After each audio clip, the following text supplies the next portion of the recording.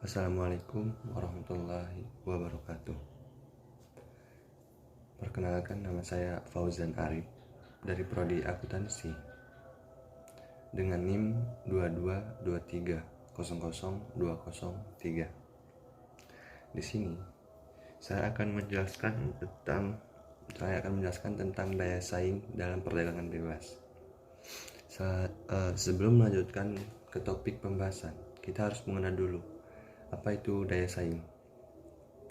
Daya saing adalah kemampuan untuk negara, perusahaan, atau produk untuk bersaing secara efektif di pasar global. Hal ini mencakup beberapa faktor seperti biaya produksi, teknologi, kebijakan pemerintah, sumber daya manusia, infrastruktur, dan kondisi pasar. Suatu negara atau perusahaan yang memiliki daya saing produk atau layanan yang berkualitas tinggi dengan biaya yang kompetitif. Daya saing yang baik juga dapat memungkinkan negara atau perusahaan untuk mempertahankan atau meningkatkan pangsa pasar, meningkatkan kesejahteraan ekonomi, dan meningkatkan kehidupan masyarakat. Oleh karena itu, meningkatkan daya saing sering menjadi prioritas bagi banyak negara dan perusahaan dalam upaya mereka untuk memperkuat ekonomi dan mencapai tujuan bisnis mereka. Oke, selanjutnya apa saja faktor-faktor yang mempengaruhi daya saing suatu negara di dalam perdagangan bebas?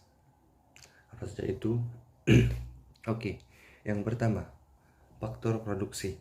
Faktor produksi seperti tenaga kerja, modal, sumber daya alam yang mempengaruhi daya saing suatu negara.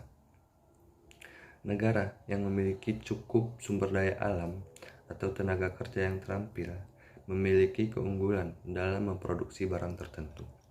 Yang kedua, infrastruktur. Infrastruktur yang baik seperti jaringan transformasi, teknologi informasi, dan listrik yang stabil dapat meningkatkan daya saing. Yang ketiga, kebijakan pemerintah. Kebijakan pemerintah seperti peraturan perdagangan, regulasi investasi, dan kebijakan fiskal dan moneter mempengaruhi daya saing suatu negara. Oke. Yang keempat, inovasi dan teknologi. Inovasi dan teknologi yang maju dapat meningkatkan daya saing suatu negara dalam produksi barang atau jasa yang lebih efisien dan efektif. Yang kelima, kualitas tenaga kerja. Kualitas tenaga kerja yang baik dan terampil juga dapat meningkatkan daya saing suatu negara dalam perdagangan bebas.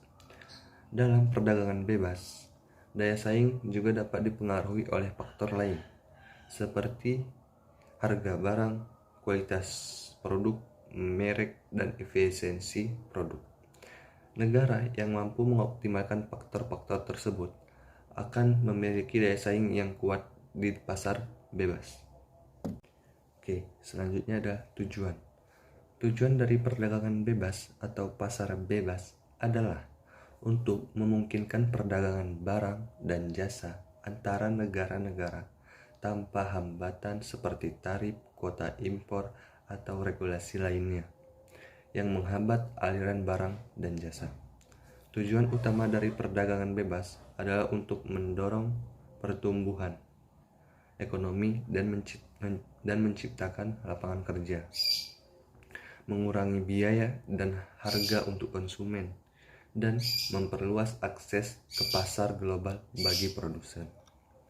Selain itu, perdagangan bebas juga diharapkan dapat meningkatkan persahabatan dan kerjasama antar negara-negara. Namun, beberapa kritikus perdagangan bebas berpendapat bahwa perdagangan bebas dapat merugikan pekerja dan lingkungan di negara-negara yang lebih lemah atau kecil. Oke, selanjutnya adalah kelebihan dan kekurangan dari perdagangan bebas. Yang pertama, kelebihan. Apa saja sih kelebihannya dari perdagangan bebas ini? Oke, yang pertama adalah memperluas pasar Yang kedua, meningkatkan perekonomian suatu negara. Ketiga, kedaulatan konsumen, ketiadaan birokrasi. Keempat, pengaruh motivasi perusahaan gratis. Dan yang terakhir, alokasi sumber daya optimal. Oke, selanjutnya adalah kekurangannya. Yang pertama, kualitas buruk. Yang kedua, bisa terjadi eksploitasi terhadap masyarakat. Yang ketiga, terjadi monopoli. Dan yang terakhir, kesenjangan ekonomi.